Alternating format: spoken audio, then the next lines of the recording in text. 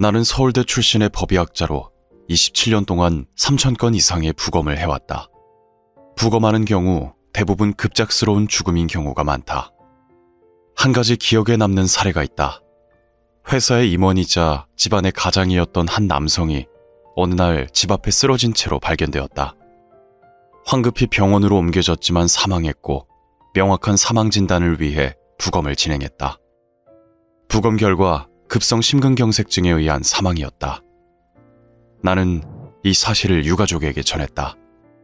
아내는 며칠 전에 남편이 가슴이 아프다고 했는데 대수롭지 않게 여겼다며 자책하고 슬퍼했다. 죽음에는 세 가지 관점이 있다. 3인칭의 죽음은 나와 관계없는 타인의 죽음이다. 안타깝게 느끼기는 해도 그 감정이 오래가진 않는다.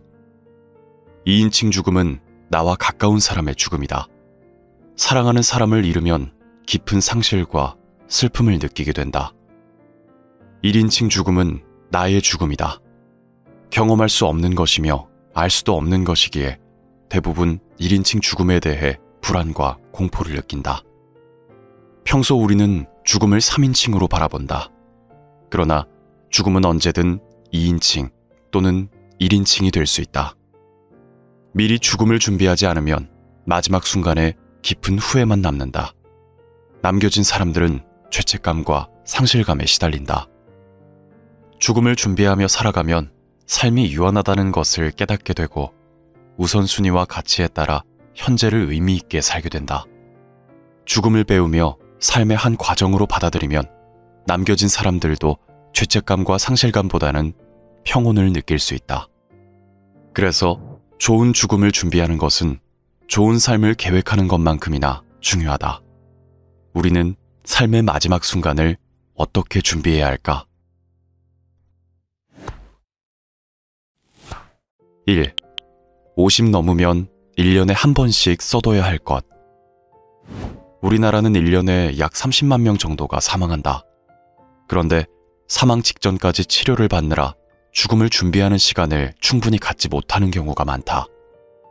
아무런 준비 없이 맞이한 죽음은 지금까지 소중하게 갖고 온 삶의 마지막을 망칠 수 있다. 건강할 때 죽음을 준비해야 한다. 나는 50 이후 1년에 한 번씩 유언을 쓰길 권한다. 유언을 쓰는 시간은 지금까지 살아온 삶을 정리하면서 마음을 다잡게 하는 계기가 되어준다. 유언을 작성하는 방법은 다음과 같다. 첫 번째, 누구에게 메시지를 남기고 싶은지, 내 인생에서 남기고 싶은 이야기가 무엇인지 생각해본다. 두 번째, 사랑하는 사람들이 나의 죽음 이후 해주었으면 하는 행동을 적어본다. 제가 세상을 떠난다면 결혼식 때 입었던 양복과 구두를 신겨 가장 간소한 나무관에 화장해 주십시오. 입맛이 없어도 끼니를 거르지 말고 가끔은 슬픔이 밀려오더라도 울고 난 뒤 다시 삶의 소중함을 느끼며 살아가길 바랍니다. 세 번째, 나의 재산을 어떻게 할 것인지 적어두자.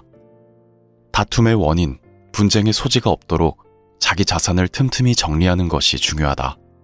마지막으로 미래의 내 부고를 작성해보자. 나 없는 내일을 상상하며 부고를 쓰다 보면 살아온 인생을 되짚어보는 기회가 된다. 오늘 세상을 조용히 떠납니다. 완벽한 삶은 아니었지만 진심으로 살아보려 애썼습니다. 내가 남긴 말 한마디, 웃음 한 조각, 따뜻한 온기가 누군가의 하루를 밝히는 등불이 되었기를 바랍니다. 죽음을 준비하는 것은 끝을 계획하는 것이 아니다. 그것은 삶을 더 충실하게 살기 위한 다짐이자 생의 매 순간을 음미하게 만드는 과정이다. 2. 죽음을 대비해 작성해 두어야 할 문서. 한 조사 결과 256개의 의료기관에서 약 1,500명의 회생 가능성이 없는 환자가 연명의료장치에 의존하여 생을 이어가고 있다고 한다.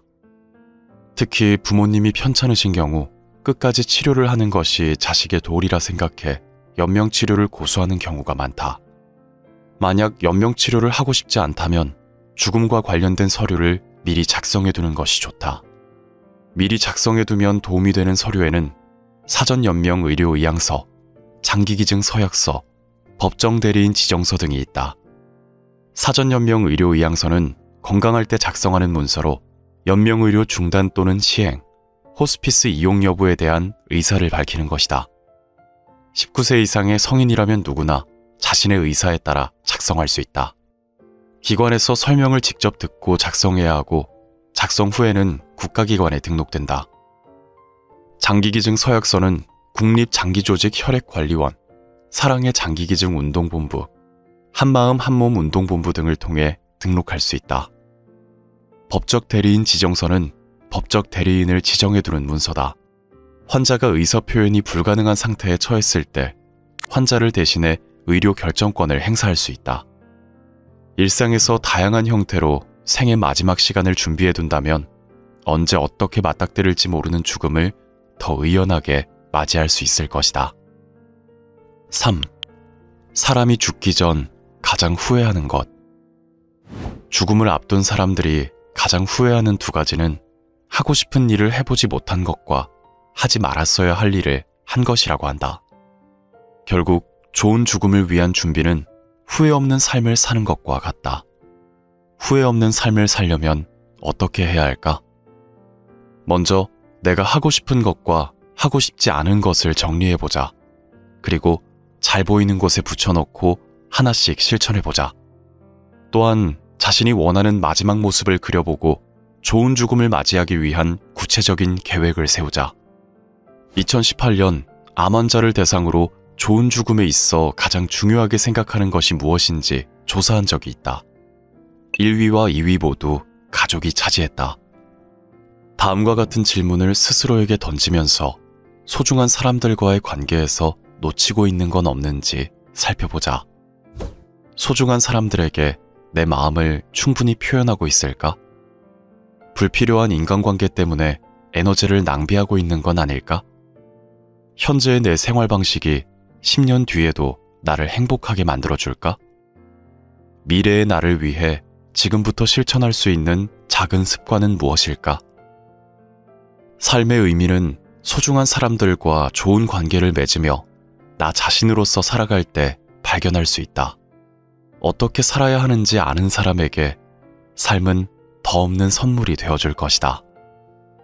죽음은 단지 삶의 끝이 아니라 우리가 어떻게 살아야 하는지 알려주고 삶의 진정한 가치를 일깨워주는 선생님과 같다. 그것이 우리가 미리 죽음을 준비해야 하는 이유다. 후회 없는 삶을 위한 지침서. 법의학자 유성호의 유언노트. 이 콘텐츠가 도움이 되었다면 구독과 좋아요를 눌러주세요.